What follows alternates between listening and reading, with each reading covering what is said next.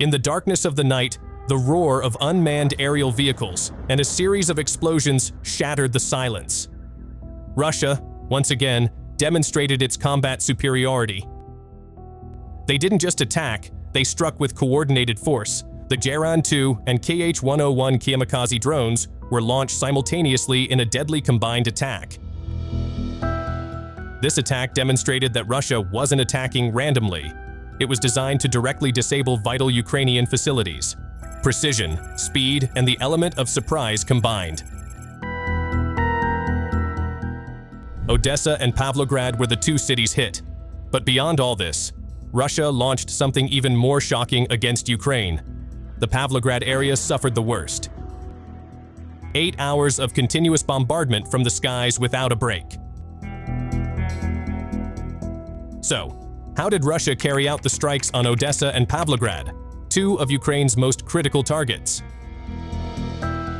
Is this part of a long-term strategy to strike Ukraine's logistics routes and air defense infrastructure piece by piece? Let's jump to the battlefield analysis together and uncover what really happened that night.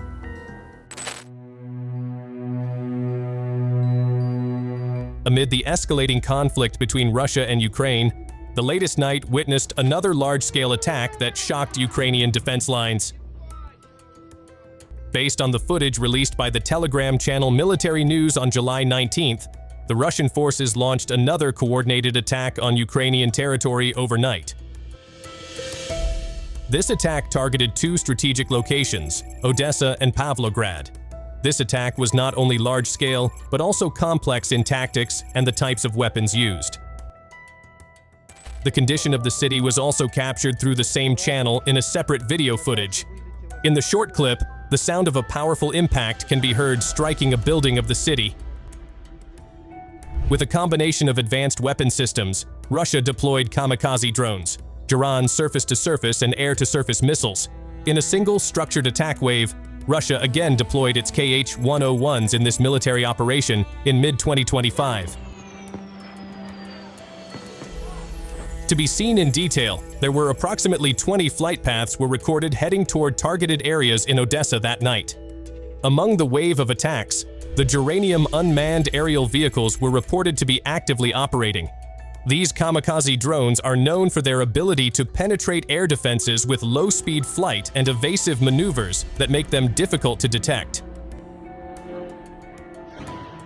The Pavlograd, located in the Dnipropetrovsk region, was the most intense strike. The attack lasted approximately 8 hours, making it one of the most extended in recent months. The main targets are reported to be Ukraine's strategically important military-industrial facilities and logistics infrastructure. Meanwhile, in Odessa, attacks focused on critical infrastructure such as the airport and military installations near the coast. Later on the same day, it was reported that Odessa was rocked by a series of 16 precision strikes that targeted 3 key locations across the city. The attacks hit the border checkpoint, the Shkolny airfield, and an aircraft factory, each site carrying significant strategic weight. These were not random hits, but carefully coordinated strikes aimed at crippling Odessa's military mobility, production capacity, and control at its southern gateway. The scale and specificity of the strikes underline Russia's ongoing effort to dismantle Ukraine's defense infrastructure piece by piece. Behind the attacks on these two areas, what exactly made Odessa and Pavlograd the targets of Russian missiles? Let's check this out.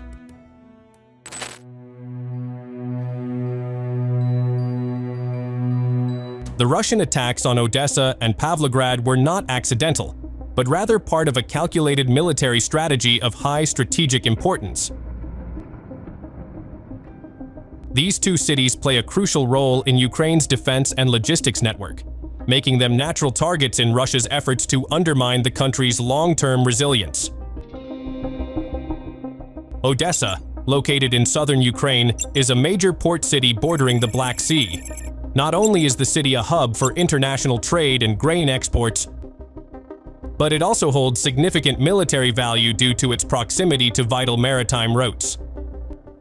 By attacking Odessa, Russia seeks to restrict Ukraine's ability to export and supply military aid from its Western partners via sea. Furthermore, attacking Odessa's port and airport infrastructure would cut off the distribution of weapons, medical supplies, and troop movements to southern and southeastern Ukraine. Military logic dictates that isolating sea access is a long-term logistical threat. Meanwhile, Pavlograd is located in the Dnipropetrovsk region, known as a logistical and military hub in central Ukraine. The city houses critical facilities such as ammunition depots, a major railway network, and factories related to military production and distribution. The attack on Pavlograd reportedly lasted 8 hours, indicating that Russia has indeed made it a priority target in this operation.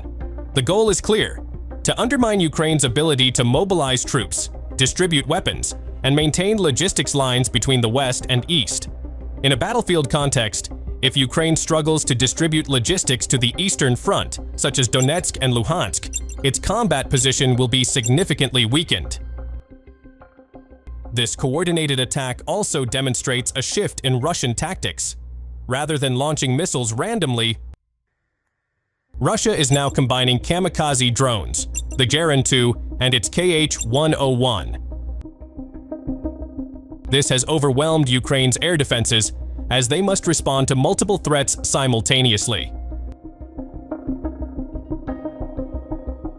In other words, Russia is combining attack intensity with technological diversity to maximize damage and minimize the opportunity for countermeasures by Ukraine's defense systems. The attacks on Odessa and Pavlograd mark a new chapter in the escalating conflict between Russia and Ukraine. The calculated selection of targets and layered assault tactics reveal that this war is no longer just a clash of firepower, but a battle of long-term strategy. Ukraine now faces an immense challenge, not only defending its territory, but also maintaining vital logistics and infrastructure that remain under constant threat. One clear question remains: how much longer can Ukraine's key cities withstand Russia's relentless pressure? We'll be watching closely as the next reports emerge from the battlefield. Until then, thank you for watching.